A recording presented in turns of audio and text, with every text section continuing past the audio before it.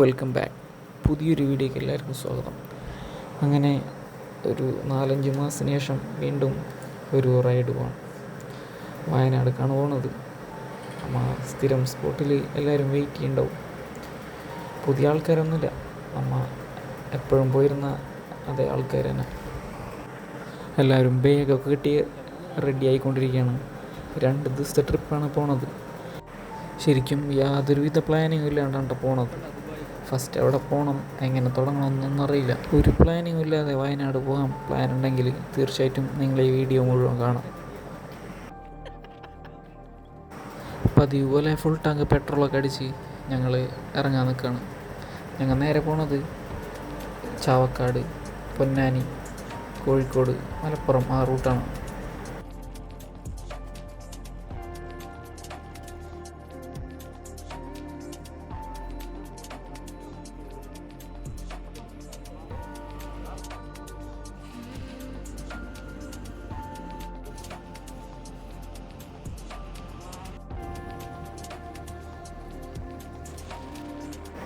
റോഡിൻ്റെ കാര്യം പറയാതിരിക്കാൻ വയ്യ.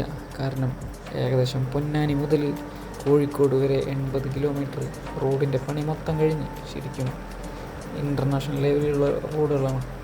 അതുകൊണ്ട് തന്നെ പൊന്നാനി മുതൽ കോഴിക്കോട് വരെയുള്ള ഒരു ടൈം, പ്രത്യേകിച്ച് ഞങ്ങൾ വെളുപ്പിനൊരു 3 മണിക്കാണ് 4:15 ഇറങ്ങിയത്. അതുകൊണ്ട് തന്നെ പെട്ടെന്ന് ഞങ്ങൾ കോഴിക്കോട് എത്തി. വീട്ടിൽ നിന്ന് വയനാടുക്ക് ഏകദേശം ഒരു 220 കിലോമീറ്ററോളം ഉണ്ട്. കോഴിക്കോട് നിന്ന് ബാലുശ്ശേരി കയറി അവിടെ നിന്ന് താമരശ്ശേരി ചുരം വഴി പോകാനാണ് ഞങ്ങൾ ഉദ്ദേശിക്കുന്നത്. പോകുന്ന വഴി ഒരു ചായ കുടിക്കാനായിട്ട് ഞങ്ങൾ ചാവക്കാട് ബീച്ചിൻ്റെ അവിടെ നിർത്തി.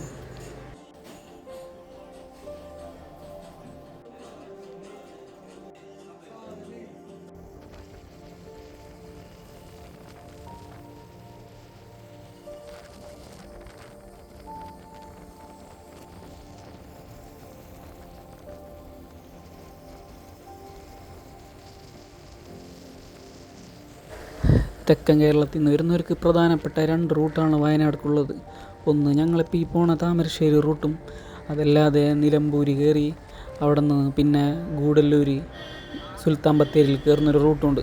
കുറച്ചുകൂടി എളുപ്പം ഈ റൂട്ട് തന്നെയാണ്, കാരണം നല്ല റോഡും കാര്യങ്ങളൊക്കെ ഈ റൂട്ടിലാണുള്ളത്.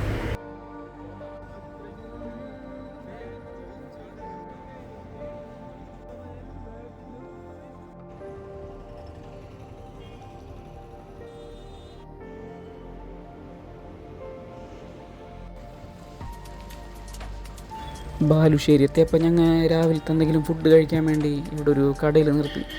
അവിടെ നിന്ന് പൊറോട്ടയും ചിക്കൻ പാർട്സിൻ്റെ കറിയും കഴിച്ച് പിന്നെയാണ് ഞങ്ങൾ യാത്ര തുടർന്നത്.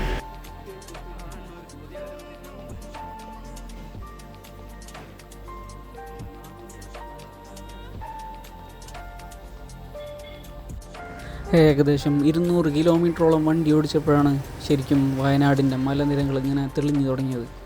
ഇവിടുന്ന് ഒരു കുറച്ച് ദൂരം പോയി കഴിഞ്ഞാൽ അടിവാരം, അവിടെ നിന്ന് പിന്നെ കുറച്ചുള്ളൂ താമരശ്ശേരി ചുരത്തിൻ്റെ അവിടേക്ക്.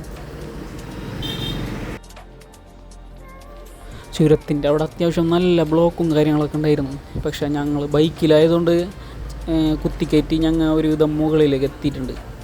കാറിലുള്ള ആൾക്കാരൊക്കെ അത്യാവശ്യം നല്ല രീതിക്ക് ബ്ലോക്കിൽ കിടന്നിട്ടാണ് മുകളിലേക്ക് എത്തുന്നത്. മിനിമം 2 മണിക്കൂറെങ്കിലും ഇവിടെ സ്ഥിരം ബ്ലോക്ക് ഉണ്ടാവാറുണ്ടെന്നാണ് ഇവിടുത്തെ ആൾക്കാർ പറഞ്ഞത്. ചുരം കയറി ഏറ്റവും ടോപ്പിലെത്തി ഇവിടെ ലക്കിടി വ്യൂ പോയിൻറ്റിലാണ് ഞങ്ങൾ വണ്ടി ഫസ്റ്റ് നിർത്തിയത്. ഇവിടെ നോക്കിക്കഴിഞ്ഞാൽ ശരിക്കും നോളജ് സിറ്റിയിൽ ഒരു നല്ലൊരു വ്യൂ ഉണ്ടായിരുന്നു. പക്ഷേ ഇവിടെ നിന്ന് സത്യം പറഞ്ഞു കഴിഞ്ഞാൽ മഞ്ഞ് മൂടിക്കിടക്കുന്നതുകൊണ്ട് അതൊന്നും കറക്റ്റ് ഞങ്ങൾക്ക് ക്യാമറയിൽ കിട്ടിയില്ല.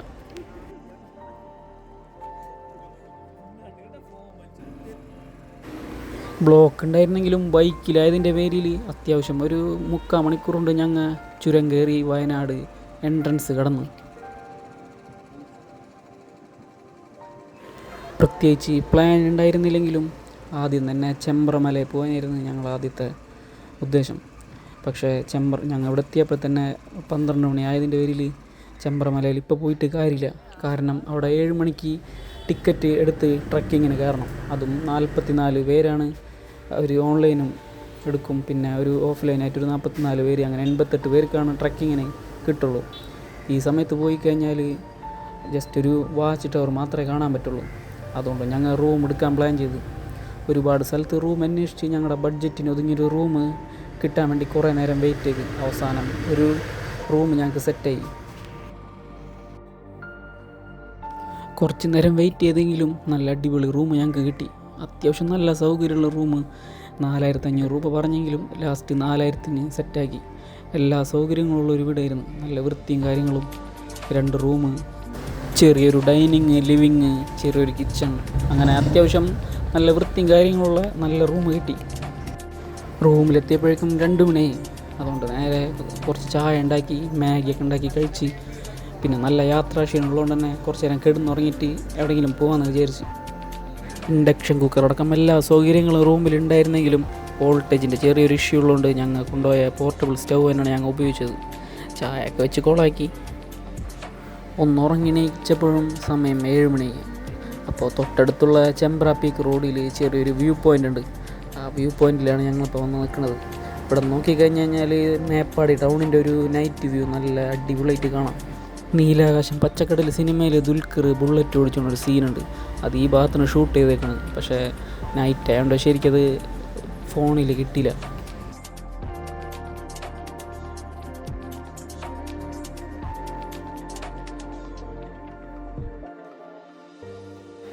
തിരിച്ചു പോകുമ്പോൾ മേപ്പാടി ടൗണിൽ നിന്ന് മന്തി റൈസും ചിക്കൻ പീസും വാങ്ങിയിട്ടാണ് ഞങ്ങൾ നേരെ പോയത്. 99 രൂപക്ക് അത്യാവശ്യം നല്ല ക്വാണ്ടിറ്റി ഉണ്ടായിരുന്നിട്ട് റൈസൊക്കെ. ഫുഡൊക്കെ കഴിച്ച് സിനിമയും കണ്ട് ഞങ്ങൾ ഇരുന്ന് റൂമിൽ. പിന്നെ പ്രത്യേകിച്ച് എവിടെയും പോകാനില്ലാത്ത കാരണം രാത്രി ഒരു ചായയൊക്കെ ഉണ്ടാക്കി കുടിച്ച് നേരെ കിടന്നുറങ്ങി. പിറ്റേ ദിവസം രാവിലെ ഞങ്ങളുടെ റൂമിൻ്റെ ബാൽക്കണി എന്നുള്ളൊരു വ്യൂ ആണത്. നല്ല രീതിക്ക് കോടിറങ്ങി കിടക്കുന്നുണ്ടായിരുന്നു. നല്ല തണുപ്പും ഉണ്ടായിരുന്നു. ആ മുകളിൽ കാണുന്നതാണ് ഞങ്ങൾ താമസിക്കുന്ന റൂം. താഴെ അതിൻ്റെ ഓണറും പിന്നെ ഫാമിലിയാണ് താമസിക്കുന്നത്.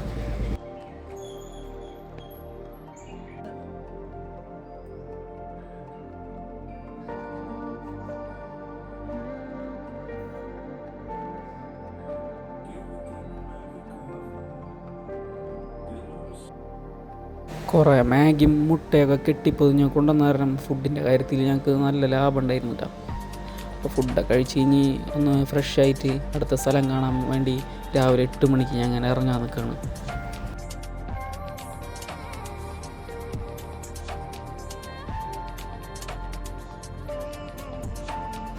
ഇവിടെ നിന്നൊരു 9 കിലോമീറ്റർ അകലെ സൂചിപ്പാറ വാട്ടർഫാൾസ് ഉണ്ട്. അവിടേക്ക് പോകുന്ന വഴിയിൽ ചൂരൽ മലയിലൊന്ന് കയറിയിട്ട് പോകാനാണ് ഫസ്റ്റ് പ്ലാൻ.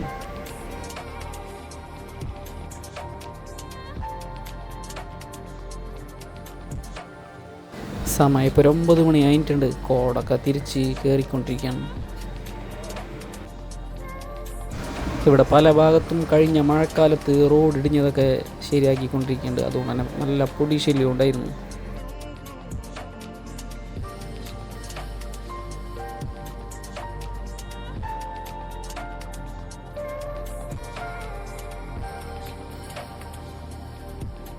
ആൾക്കൊന്നിന് 150 രൂപ ടിക്കറ്റ് ചാർജ് എടുത്തിട്ടാണ് ഞങ്ങൾ സൂചിപ്പാറയിൽ കയറിയത്.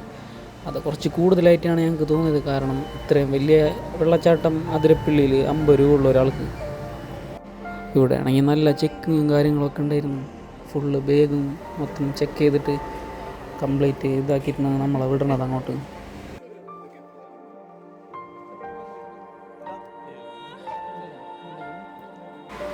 ഇവിടെ നിന്ന് അങ്ങോട്ട് 1 കിലോമീറ്ററോളം നടക്കാനുണ്ട് വെള്ളച്ചാട്ടം കാണാൻ വേണ്ടിയിട്ട്. അതും സാധാ റോഡല്ല, നല്ല രീതിക്ക് കയറ്റവും കാര്യങ്ങളൊക്കെ ഉണ്ടായിരുന്നു. നടക്കാൻ ബുദ്ധിമുട്ടുള്ളവർ ഇങ്ങോട്ട് വരാതിരിക്കണം നല്ലത്.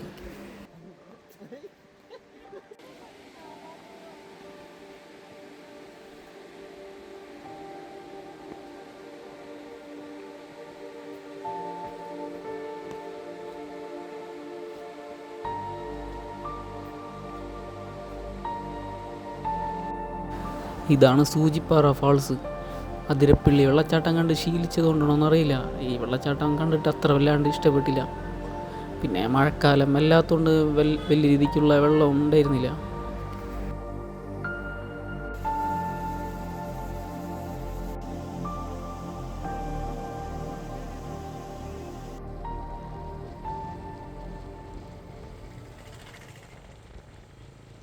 സൂചിപ്പാറയും തിരിച്ചു പോരുന്ന വഴിക്ക് അട്ടമലയിലേക്ക് ഒരു ടേണിംഗ് ഉണ്ട്. അവിടെ നിന്നാണ് ചൂരൽമലയിലേക്ക് പോണത്.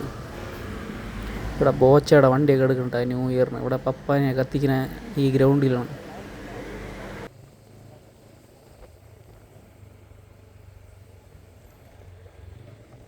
അങ്ങനെ ഞങ്ങൾ ചൂരൽമല ടൗണിലെത്തി. അവിടെ വണ്ടിയൊന്നും കയറ്റി വിടൂല, വണ്ടി അവിടെ വെച്ചിട്ട് ഇങ്ങോട്ട് നടക്കണം. 2024 ജൂലൈ 30 ഇവിടെ ഉരുൾപൊട്ടുന്നത്. അതിൻ്റെ കുറേ അവശേഷിപ്പുകളൊക്കെ ഇവിടെ അങ്ങനെ തന്നെ എടുക്കുന്നുണ്ട്. റോഡൊക്കെ ഇവിടെ ആർമിക്കാർ ക്ലീൻ ചെയ്തിട്ടുണ്ട്.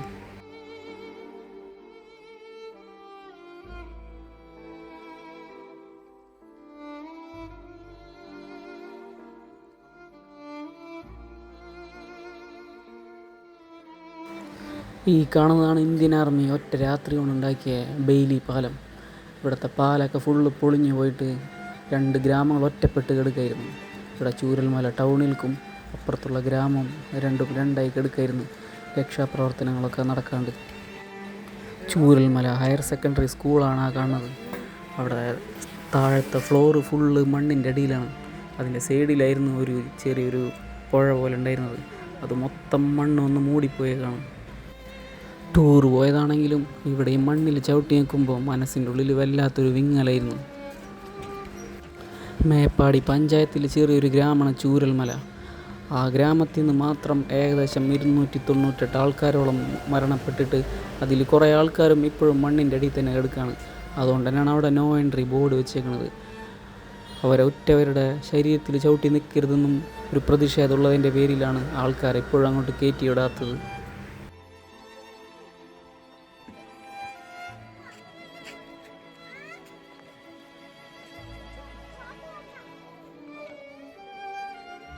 അവിടെ നിന്ന് തിരിച്ചു പോരുമ്പോൾ മനസ്സിൻ്റെ ഉള്ളിൽ വല്ലാത്തൊരു വേദനയായിരുന്നു. ഇവിടെ ഈ ബോഡി കാണുന്ന പല ആൾക്കാരുടെയും ശരീരങ്ങൾ ഇപ്പോഴും മണ്ണിൻ്റെ അടിയിൽ തിരിച്ച് കിട്ടിയിട്ടില്ല. അവിടുത്തെ നാട്ടുകാരിൽ കുറച്ച് ആൾക്കാരുടെ ചെറിയ ചെറിയ കച്ചവടങ്ങൾ അവിടെ ഉണ്ട്. അവർക്കൊരു സഹായം എന്നുള്ള രീതിയിൽ ഞങ്ങൾ കുറച്ച് സാധനങ്ങളും അവിടെ നിന്ന് വാങ്ങിയിട്ടാണ് തിരിച്ചു പോകുന്നത്.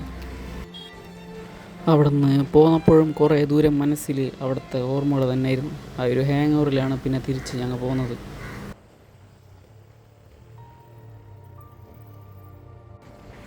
അവിടെ നിന്ന് നേരെ മുത്തങ്ങ ഫോറസ്റ്റ് കയറാൻ വേണ്ടിയാണ് ഞങ്ങൾ നേരെ പോയത്. ഒരു 40 കിലോമീറ്ററോളം മേപ്പാടി ടൗണിൽ നിന്നുണ്ട് മുത്തങ്ങ ഫോറസ്റ്റ്. സുൽത്താൻ ബത്തേരി, കൽപ്പറ്റ, മീനങ്ങാടി ആ റൂട്ടിലാണ് ഞങ്ങൾ നേരെ പോയത്.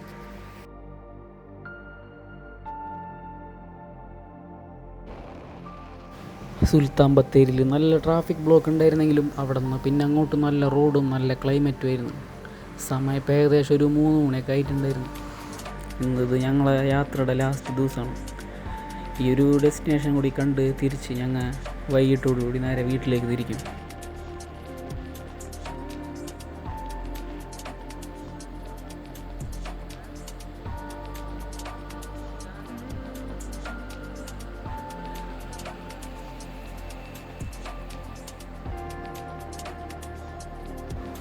എൻട്രൻസ് കടന്നിട്ടില്ലെങ്കിലും ഇതൊക്കെ വയനാട് മുത്തങ്ങ ഫോറസ്റ്റിൻ്റെ ഭാഗങ്ങളാണ്. ഇതിൻ്റെ തൊട്ടടുത്ത് കിടക്കുന്നതാണ് കർണാടക ബോർഡറിലുള്ള Bandipur forest, Mudumalai tiger reserve. ശരിക്കും വയനാടിൻ്റെ ഈ ഒരു ഭാഗം എന്ന് പറയുന്നത് കർണാടകയുടെയും തമിഴ്നാടിൻ്റെ ഒക്കെ ഒരു ബോർഡറായിട്ട് വരും. ഇവിടെ നിന്ന് ജസ്റ്റ് ഒരു 52 കിലോമീറ്റർ മാത്രമേ ഉള്ളൂ ഊട്ടിക്ക്.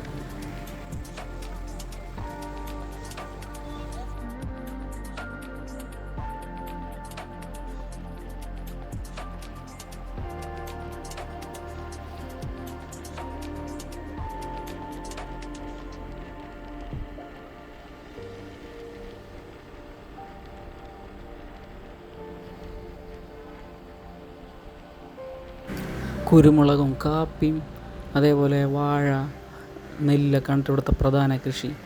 റബ്ബർ തോട്ടങ്ങൾ ഈ ഭാഗത്ത് കുറവാണ്. പിന്നെ ഇവിടുത്തെ മെയിൻ പ്രശ്നം തൊട്ടടുത്ത് കാടായതിൻ്റെ പേരിൽ കൃഷി നശിപ്പിക്കലൊക്കെ ഭയങ്കര കൂടുതലാണ്.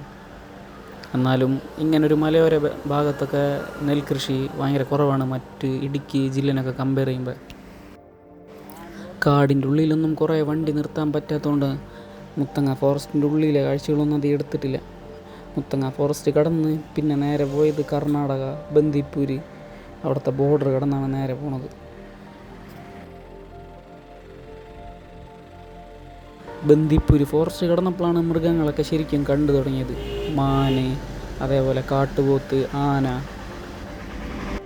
ലോകത്തന്നെ ഏറ്റവും കൂടുതൽ കടുവകളുള്ളത് ഇന്ത്യയിലാണ്. ഇന്ത്യയിൽ തന്നെ ഏറ്റവും കൂടുതൽ കടുവകളുള്ള 2 സ്ഥലത്തിൽ 2ാമത്തെ സ്ഥലമാണ് ഈ പറഞ്ഞ ബന്ദിപ്പൂർ ഫോറസ്റ്റ്. ഇവിടെ വണ്ടി നിർത്തി കഴിഞ്ഞാൽ ഫൈൻ കിട്ടും. അതുകൊണ്ട് വണ്ടിയൊന്നും നിർത്താൻ പറ്റില്ല. കാരണം മറ്റ് മൃഗങ്ങൾക്കും ശല്യമാവണത് മാത്രമല്ല, നമ്മൾ എന്തെങ്കിലും ഒരു മൃഗത്തിനെ കണ്ടിട്ട് വണ്ടി നിർത്തിക്കഴിഞ്ഞാൽ പുറകിൽ വരുന്ന ആൾക്കാരും അതേപോലെ വണ്ടിക്കാർ, ബൈക്കാരെ കൂടെ വണ്ടി നിർത്തി മൊത്തത്തിൽ ബ്ലോക്ക് ആക്കണ കാരണം.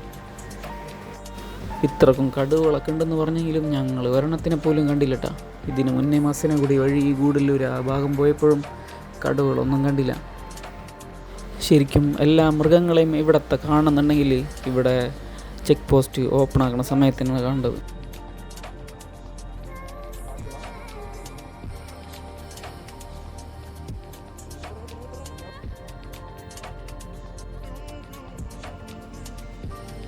മുത്തങ്ങ ഫോറസ്റ്റിൻ്റെ എൻട്രൻസ് കടന്ന് ബന്ദിപ്പൂർ ഫോറസ്റ്റിൻ്റെ എൻട്രൻസ് കയറി ഏകദേശം ആ കാട് കഴിയുന്ന ദൂരം എന്ന് പറയുന്നത് 20 കിലോമീറ്ററാണ്. ഈ 20 കിലോമീറ്റർ മൊത്തം കാടാണ്. അവിടെ ശരിക്കും ഒരു ലിമിറ്റഡായിട്ട് മാത്രം എൻട്രൻസ് കൊടുക്കണുള്ളൂ. ബൈക്കാരായതുകൊണ്ട് പ്രശ്നമില്ല, കാറിനാണ് ചെക്കിങ്ങൊക്കെ കൂടുതലുള്ളത്. മെയിനായിട്ട് ഈ മൃഗങ്ങളുള്ളൊരു പ്രശ്നം തന്നെ. കാരണം ഇതൊരു റിസർവ്ഡ് ഫോറസ്റ്റ് ആണല്ലോ, അപ്പോൾ അതുകൊണ്ട് തന്നെ ഭയങ്കര ചെക്കിങ്ങും കാര്യങ്ങളൊക്കെ കൂടുതലാണ്. ഈ കാട് കഴിഞ്ഞ് കർണാടകയിലെത്തുമ്പോൾ അവിടെ ഒരു സൂര്യകാന്തി തോട്ടമുണ്ട്. അതും കൂടി കണ്ടിട്ട് നേരെ തിരിച്ചു പോരാനാണ് ഞങ്ങളുടെ പ്ലാന്.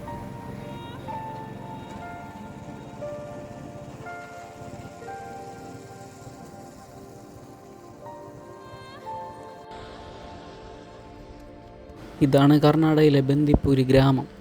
ആ കാട് കഴിയുമ്പോൾ തൊട്ടടുത്തുള്ളൊരു ഗ്രാമമാണിത്. ഇവിടെയാണ് ആ സൂര്യകാന്തി തോട്ടമുള്ളത്.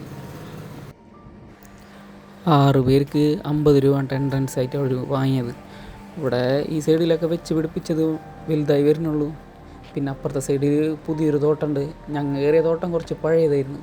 മറ്റേതിന് 100 രൂപയാണ് അവർ എൻട്രൻസ് ചോദിക്കുന്നത്. വലിയ വ്യത്യാസമൊന്നുമില്ല, ഏകദേശമൊക്കെ സെയിമാണ്.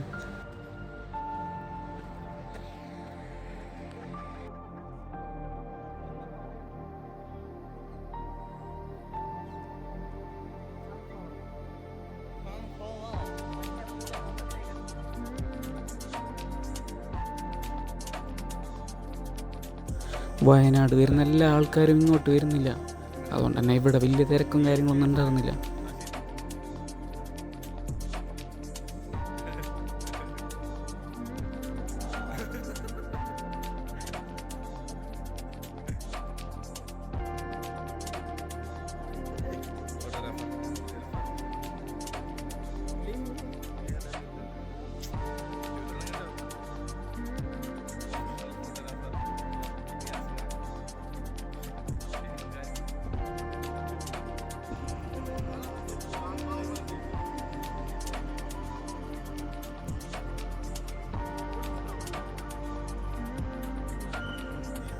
ഈ ഒരു ഗ്രാമം എന്ന് പറഞ്ഞു കഴിഞ്ഞാൽ കർണാടകത്തിലെ എപ്പോഴും കടുവ വന്ന് ആൾക്കാരെ ആക്രമിച്ചെന്നൊക്കെ നമ്മൾ ന്യൂസിൽ കേട്ടിട്ടുള്ളൊരു ഭാഗമാണ്. സമയം ഇപ്പോൾ ഒരു 5 മണിയായിട്ടുണ്ട്. ഇവിടുന്ന് ഞങ്ങൾ കൊണ്ടുവന്നിട്ടുള്ള പോർട്ടബിൾ സ്റ്റൗ വെച്ചിട്ടൊരു ചായ ഉണ്ടാക്കി കുടിച്ചിട്ട് ഇവിടുന്ന് നേരെ പോകാനാണ് പ്ലാന്. മിക്കവാറും ഇപ്പോൾ ഈ സമയത്തൊന്ന് പുറപ്പെട്ട് കഴിഞ്ഞാൽ താമരശ്ശേരി ചുരം കിടക്കുമ്പോൾ 9 മണിയാവും രാത്രി. അപ്പോൾ മിക്കവാറും വീട്ടിലെത്തുമ്പോൾ വെളുപ്പിനൊരു 4 മണിയാവും. ഞങ്ങൾ ഊട്ടിക്ക് പോയ സമയത്ത് ചായക്കും അതുപോലെ ഫുഡിന് മൊത്തത്തിൽ നല്ലൊരു എക്സ്പെൻസ് വന്നിട്ടുണ്ട്. അങ്ങനെയാണ് ഈ ഗ്യാസ് മേടിക്കാൻ കാരണം. സത്യം പറഞ്ഞൊരു 4 കാട്രിഡ്ജുകൾ കൊണ്ടുവന്നിട്ടുണ്ടായിരുന്നു ബൂട്ടിങ് ഗ്യാസിൻ്റെ. ഒരെണ്ണം മാത്രമേ ഞങ്ങൾക്ക് ആകെ ഉപകാരപ്പെട്ടുള്ളൂ.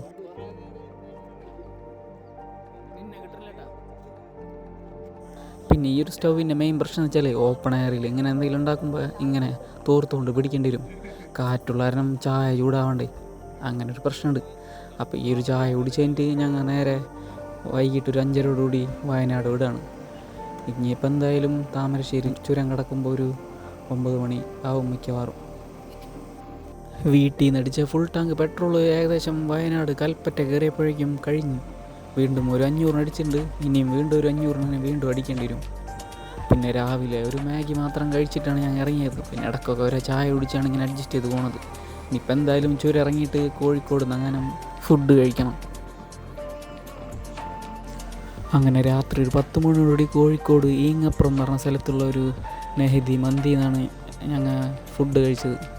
പിന്നെ ഫുഡ് കഴിച്ച് നേരെ ബൈപ്പാസ് കയറി നേരെ വീട്ടിലേക്ക് പോന്നു. അങ്ങനെ ഞങ്ങളുടെ വയനാട് ട്രിപ്പ് ഇവിടെ അവസാനിക്കുകയാണ്. ഇപ്പോൾ വീട്ടിലേക്ക് കുറച്ച് ദൂരമുള്ളൂ. അപ്പോൾ ഇനി അടുത്തൊരു റൈഡ് പോകുന്ന വീഡിയോ ആയിട്ട് വരാം. വീഡിയോസ് കൃത്യമായിട്ട് ഇടാത്ത കാരണം സബ്സ്ക്രൈബേഴ്സൊക്കെ കുറവാണ്. അപ്പോൾ ഓക്കെ, ബൈ.